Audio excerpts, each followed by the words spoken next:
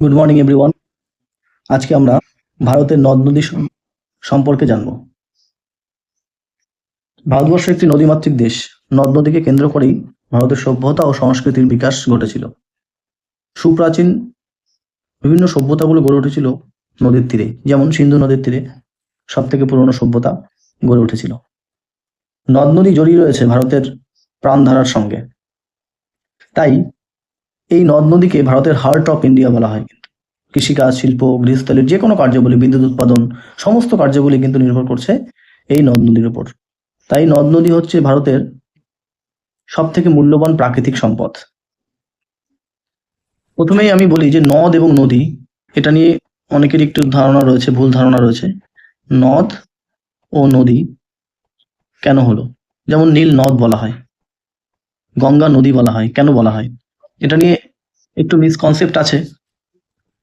নদ এবং নদী, এই যে দুই ধরনের শব্দ আমরা ব্যবহার করি, মূলত নামের ডিফারেন্সের ক্ষেত্রে। যেমন নীল, এই নামটা পুরুষ নাম, তাই বলা হয় নীল নদ। গঙ্গা, এটা স্ত্রী নাম, তাই একে বলা হচ্ছে নদী। যেমন ভারতের ব্রহ্মপুত্র নদ বলা হচ্ছে, সিন্ধু আবার নদী বলা হচ্ছে। তাহলে আমরা নদ এবং নদী এই নাম দুটো, শব্দ দুটো ব্যবহার করি মূলত পুল্লিঙ্গ এবং স্ত্রীলিঙ্গের ক্ষেত্রে। পুল্লিঙ্গের ক্ষেত্রে ব্যবহার করি নদ, আর স্ত্রীলিঙ্গের ক্ষেত্রে ব্যবহার করি নদী। অনেকে কিন্তু আমরা জেনে থাকি যে শাখা নদী যাদের আছে তাদেরকে নদী বলা হয়, এবং যাদের শাখা নদী নেই তাদেরকে নদ বলা হয়। এটা কিন্তু সঠিক উত্তর নয়, কারণ নীল নদের অনেক শাখা নদী রয়েছে, তাও তাকে নদ বলা হচ্ছে। তাই নদ এবং নদী শব্দ দুটি আমরা মূলত ব্যবহার করছি পুল্লিঙ্গ এবং স্ত্রীলিঙ্গ অনুযায়ী। যে সমস্ত নদীর নাম পুরুষ পুল্লিঙ্গ হিসেবে ব্যবহার করা হয়েছে তাদের ক্ষেত্রে নদ, এবং যাদের নাম স্ত্রীলিঙ্গ হিসেবে ব্যবহার করা হয়েছে তাদের ক্ষেত্রে নদী ব্যবহার করা হয়। আশা করি তোমরা বুঝতে পেরেছো। ভারতের নদ নদীকে তাহলে মূলত দুটি ভাগে ভাগ করা হয়েছে, উত্তর ভারতের নদ নদী এবং দক্ষিণ ভারতের নদ নদী। উত্তর ভারতের নদ প্রধান হচ্ছে আমাদের গঙ্গা নদী। এই গঙ্গা নদীর দৈর্ঘ্য 2510 কিলোমিটার। এই গঙ্গা নদী গঙ্গোত্রী হিমবাহের, উত্তরাখণ্ডের এই গঙ্গোত্রী হিমবাহের গোমুখ গুহা থেকে উৎপন্ন হয়েছে, এবং উৎপন্ন হওয়ার সময় এই গঙ্গা নদীর নাম ছিল ভাগীরথী। তারপর দেবপ্রয়াগে এসে গঙ্গা নদীর সঙ্গে অলকানন্দার মিলন হয়েছে, তখন দেবপ্রয়াগে গঙ্গা নদীর নাম হয়েছে গঙ্গা। এখান থেকে উৎস থেকে হরিদ্বার পর্যন্ত গঙ্গা নদীর উচ্চ প্রবাহ রয়েছে। এই উচ্চ প্রবাহে গঙ্গা নদীর দৈর্ঘ্য মোট 280 কিলোমিটার। তারপরে হরিদ্বারে এসে উচ্চগতি শেষ হয়েছে। হরিদ্বার থেকে বিহারের রাজমহল পাহাড় পর্যন্ত অবস্থান করছে গঙ্গা নদীর মধ্য প্রবাহ। এই মধ্য প্রবাহে গঙ্গা নদীর দৈর্ঘ্য সব থেকে বেশি, প্রায় 1600 কিলোমিটার। এই বিহারের রাজমহল পাহাড় থেকে তারপর পশ্চিমবঙ্গে প্রবেশ করেছে গঙ্গা নদী। পশ্চিমবঙ্গে প্রবেশ করে গঙ্গা নদীর প্রধান শাখা পদ্মা নামে বাংলাদেশে চলে গেছে, গিয়ে যমুনার সঙ্গে মিশেছে, এবং অপ্রধান শাখাটি ভাগীরথী নাম নিয়ে পরবর্তীতে হুগলি নাম নিয়ে বঙ্গোপসাগরে পতিত হয়েছে।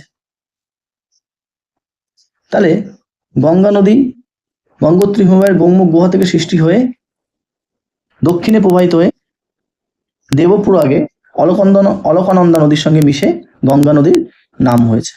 উৎসের মুখে গঙ্গার নাম ছিল ভাগীরথী, তারপরে দেবপ্রয়াগে এসে তার নাম হলো গঙ্গা, অলকানন্দার সঙ্গে মেশার পর। হরিদ্বার থেকে বিহারের রাজমহল পাহাড় পর্যন্ত গঙ্গার মধ্যগতি অবস্থান করছে। তারপরে গঙ্গা বিহারের রাজমহল পাহাড় থেকে পশ্চিমবঙ্গে প্রবেশ করেছে, এবং মুর্শিদাবাদের ধুলিয়ানের কাছে ভগবান গোলায় দুটি শাখায় বিভক্ত হয়েছে। প্রধান শাখাটি পদ্মা নামে বাংলাদেশের যমুনার সাথে মিশেছে, অন্য শাখাটি ভাগীরথী নামে নবদ্বীপ পর্যন্ত, এবং হুগলি নামে নবদ্বীপ থেকে বঙ্গোপসাগর পর্যন্ত বিস্তৃত হয়ে বঙ্গোপসাগরে পড়েছে। গঙ্গা নদীটা দেখো এই দিকে প্রবাহিত হয়েছে এইভাবে। গঙ্গার এই পাশে রয়েছে ডান তীরের উপনদী, আর এই পাশে রয়েছে বাম তীরের উপনদী। গঙ্গার উত্তরে যে প্রধান নদীগুলি রয়েছে, যেমন গোমতী, ঘরঘরা, গণ্ডক, কোশি, এইভাবে বিস্তৃত হয়েছে চারটি নদী: গোমতী, ঘরঘরা, গণ্ডক, কোশি। তীরের প্রধান উপনদী হলো যমুনা, যেটা কিন্তু এলাহাবাদ শহরের কাছে গঙ্গার সঙ্গে এসে মিশেছে। তাহলে আমরা গঙ্গা নদী সম্পর্কে জানলাম। এবার আমাদের আরেকটি ইম্পর্টেন্ট নদী সিন্ধু। সিন্ধু নদী তিব্বতের মানস সরোবরের নিকট সিংগাখাম হিমবাহ থেকে উৎপন্ন হয়েছে। সিন্ধু নদী এখান থেকে উৎপন্ন হয়ে সিন্ধু নদী লাদাখ এবং জম্মু কাশ্মীরের মধ্য দিয়ে গিয়ে এর বেশিরভাগ অংশই পাকিস্তানের মধ্য দিয়ে প্রবাহিত হয়ে আরব সাগরে গিয়ে কিন্তু পড়েছে। তাহলে সিন্ধু নদী তিব্বতের মানস সরোবরের নিকট সেনগাখাম হিমবাহ থেকে উৎপন্ন হয়েছে, উৎপন্ন হয়ে লাদাখ এবং জম্মু কাশ্মীরের মধ্য দিয়ে গিয়ে পাকিস্তানের মধ্য দিয়েই প্রবাহিত হয়ে আরব সাগরে গিয়ে কিন্তু শেষ হয়েছে। এই সিন্ধু নদীর মাত্র 1000 কিলোমিটার, সিন্ধু নদী মাত্র 1000 কিলোমিটার প্রবাহপথ ভারতের মধ্য দিয়ে প্রবাহিত হয়েছে এবং সিন্ধুর এখানে মোট 5টি উপনদী এখানে দেখা গেছে, যেটা ভারতের মধ্য থেকে উৎপন্ন হয়ে সিন্ধুর সঙ্গে গিয়ে মিশেছে। যেমন প্রথমেই হয়েছে শতদ্র নদী, তারপরে শতদ্রের এপাশ থেকে মিলিত হয়েছে আবার বিপাশা,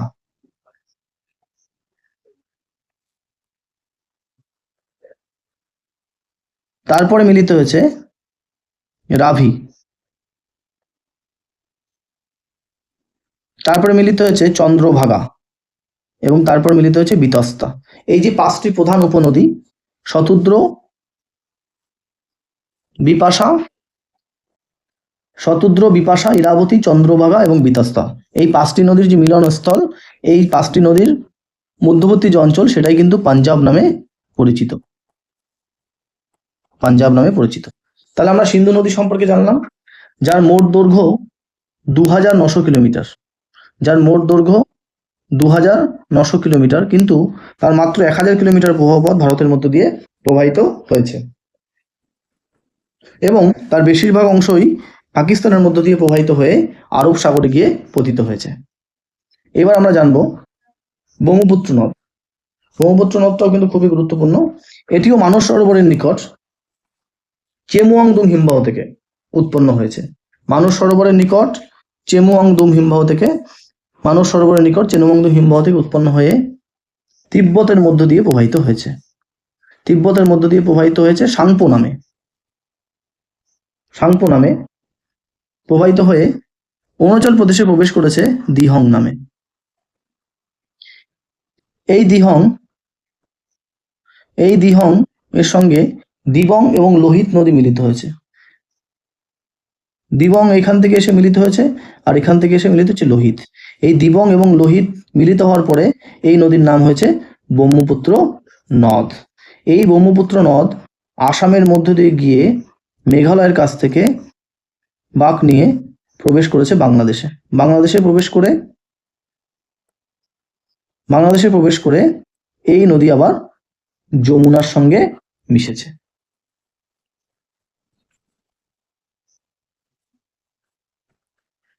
তাহলে আমরা ব্রহ্মপুত্র নদ পেলাম, যেটি উৎপন্ন হয়েছে তিব্বতের মানস সরোবরের চেমুয়াংদুম হিমবাহ থেকে উৎপন্ন। উত্তর ভারতের নদ নদীগুলো আমরা জেনে নিলাম, গঙ্গা, সিন্ধু, ব্রহ্মপুত্র।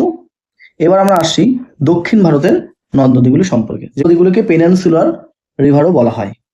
এই দক্ষিণ ভারতের নদ নদীগুলির মধ্যে দুটো পশ্চিম বাহিনী নদী আছে। পশ্চিম বাহিনী নদী, যেমন এটি হচ্ছে পশ্চিম বাহিনী নদী এবং পশ্চিম বাহিনী নদীর মধ্যে প্রধান নদী নাম হচ্ছে নর্মদা। নর্মদা নদী, এই নর্মদা নদীর দৈর্ঘ্য হচ্ছে 1372 কিলোমিটার, 1372 কিলোমিটার। এবং এই নর্মদা নদীর নিচেই সাতপুরা পর্বত, তার নিচে দিয়ে প্রবাহিত হয়েছে আরেকটি নদী, নাম হচ্ছে তাপ্তি নদী। তাপ্তি নদী, এই তাপ্তি নদী দৈর্ঘ্য হচ্ছে 724 কিলোমিটার। এই দুটি নদী, নর্মদা এবং তাপ্তি, এই দুটি নদী কিন্তু প্রবাহিত হয়েছে পশ্চিম দিকে, কারণ এই দুটি নদী গোস্ত উপত্যকার মধ্য দিয়ে প্রবাহিত হয়ে পশ্চিম দিকে প্রবাহিত হয়ে আরব সাগরে বা খাম্বাত উপসাগরে গিয়ে পড়েছে। তাহলে পশ্চিম বাহিনী নদীর মধ্যে প্রধান হচ্ছে নর্মদা এবং তাপ্তি। নর্মদা হচ্ছে দীর্ঘতম নদী আর তারপরে হচ্ছে তাপ্তি। গুজরাট উপকূলে আরো দুটি নদী রয়েছে, একটি হচ্ছে সবরমতী নদী, এই দিকে প্রবাহিত হয়েছে, আর আরেকটি হচ্ছে মাহি নদী। সবরমতী এবং মাহি এই দুটি নদী কিন্তু, সবরমতী আর হচ্ছে মাহি, এই সবরমতী এবং মাহি এই দুটো নদী কিন্তু দক্ষিণ দিকে প্রবাহিত নদী। এরা দক্ষিণে প্রবাহিত হয়ে খাম্বাত উপসাগরে পড়েছে। এবং ভারতের অন্যতম অন্তর্বাহিনী নদী, যেটি সম্বর হ্রদ থেকে উৎপন্ন হয়ে কচ্ছের রণে গিয়ে প্রবাহিত হয়েছে, লুনি। ভারতের অন্যতম প্রধান অন্তর্বাহিনী নদী হচ্ছে লুনি, যেটি সম্বর হ্রদ থেকে উৎপন্ন হয়ে কচ্ছের রণে গিয়ে পতিত হয়েছে। তাহলে আমরা এদিকে 5টি নদী পেলাম পশ্চিম ভারতে, নর্মদা, তাপ্তি, সবরমতী, মাহি এবং ভারতের অন্যতম অন্তর্বাহিনী নদী লুনি। এবার আমরা চলে আসি আমাদের দক্ষিণ ভারতের পূর্ববাহিনী নদীগুলি নিয়ে। দক্ষিণ ভারতের পূর্ববাহিনী নদীগুলির মধ্যে প্রথমেই রয়েছে মহানদী। মহানদী, যেটি উড়িষ্যার প্রধান নদী, এটি কিন্তু পূর্ব দিকে প্রবাহিত হয়ে বঙ্গোপসাগরে গিয়ে পড়েছে। এই যে বঙ্গোপসাগর পূর্ব দিকে প্রবাহিত গিয়ে বঙ্গোপসাগরে পড়েছে। দক্ষিণ ভারতের সব থেকে দীর্ঘতম নদী গোদাবরী। এই গোদাবরী নদীও কিন্তু পূর্ব দিকে প্রবাহিত হয়ে বঙ্গোপসাগরে পড়েছে। গোদাবরী, যার দৈর্ঘ্য 1465 কিলোমিটার। গোদাবরীর পরেই রয়েছে কৃষ্ণা নদী। কৃষ্ণা নদী, যার দৈর্ঘ্য 1400 কিলোমিটার। এই কৃষ্ণা নদী গোদাবরীর নিচেই অবস্থান করছে। কৃষ্ণা নদী, যেটি কিন্তু পূর্ববাহিনী নদী, পূর্ব দিকে প্রবাহিত হয়ে বঙ্গোপসাগরে পড়েছে।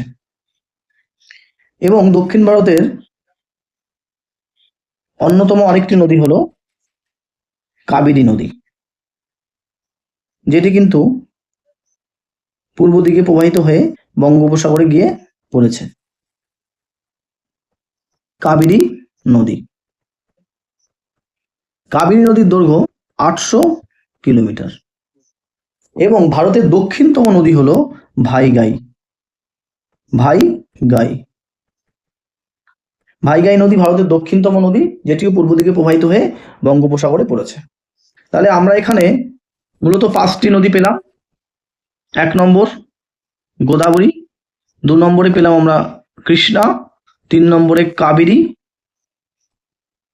4 নম্বরে ভাইগাই, আর 5 নম্বরে মহানদী।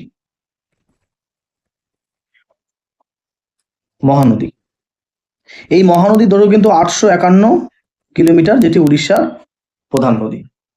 তাহলে আমরা ভারতবর্ষের নদীগুলো সম্পর্কে জানলাম। উত্তর দিকে পেলাম 3টি প্রধান নদী, গঙ্গা নদী, যেটি ভারতের দীর্ঘতম নদী, 2510 কিলোমিটার দৈর্ঘ্য। তারপর সিন্ধু নদী, যেটির মোট দৈর্ঘ্য 2900 কিলোমিটার, কিন্তু ভারতে প্রবাহিত হয়েছে 1000 কিলোমিটার। তারপরে ব্রহ্মপুত্র নদ, যেটি 910 কিলোমিটার ভারতের মধ্য দিয়ে প্রবাহিত হয়ে বাংলাদেশে প্রবেশ করে যমুনার সঙ্গে মিশেছে, যমুনা নাম নিয়ে পদ্মার সঙ্গে মিশেছে। তারপর আমরা পশ্চিম বাহিনী নদী পেলাম নর্মদা ও তাপ্তি নদী, যার মধ্যে প্রধান হচ্ছে নর্মদা নদী, 1372 কিলোমিটার। এবং 2টি দক্ষিণ বাহিনী নদী পেলাম আমরা এখানে গুজরাটের খাম্বাত উপসাগরে, একটি সবরমতী ও আরেকটি মাহি নদী। এবং ভারতের একমাত্র অন্তর্বাহিনী নদী লুনি, যেটি সম্বর হ্রদ থেকে উৎপন্ন হয়ে দক্ষিণ পশ্চিম দিকে প্রবাহিত হয়ে কচ্ছের রণে পতিত হয়েছে। এরপর আমরা দক্ষিণ ভারতের নদীগুলি পেলাম। দক্ষিণ ভারতের প্রধান নদীর মধ্যে সব থেকে দীর্ঘতম গোদাবরী, যাকে দক্ষিণ ভারতের গঙ্গা বলা হচ্ছে। এবং তারপর কৃষ্ণা নদী 1400 কিলোমিটার দীর্ঘ, যাকে দক্ষিণের গঙ্গা বলা হয়। তারপর কাবেরী নদী 800 কিলোমিটার দৈর্ঘ্য। তারপর ভারতের একেবারে দক্ষিণ এর নদী যেটা ভাইগাই, আর উড়িষ্যার প্রধান নদী মহানদী 5 নম্বর। তা আমরা নদ নদীগুলো সম্পর্কে জানলাম। এর মধ্যে মাহি নদীটা খুবই একটা ইম্পর্টেন্ট নদী, কারণ এই মাহি নদী কর্কটক্রান্তি রেখাকে 2বার অতিক্রম করেছে। এই প্রশ্নটা কিন্তু খুবই আসে বিভিন্ন চাকরির পরীক্ষায়। আশা করি তোমরা সবাই বুঝতে পেরেছো। যদি ভালো লেগে থাকে তাহলে অবশ্যই লাইক, শেয়ার, কমেন্ট করো এবং বন্ধুদের সঙ্গে শেয়ার করো অবশ্যই। ধন্যবাদ সবাইকে। নেক্সট ক্লাসে আবার দেখা হচ্ছে।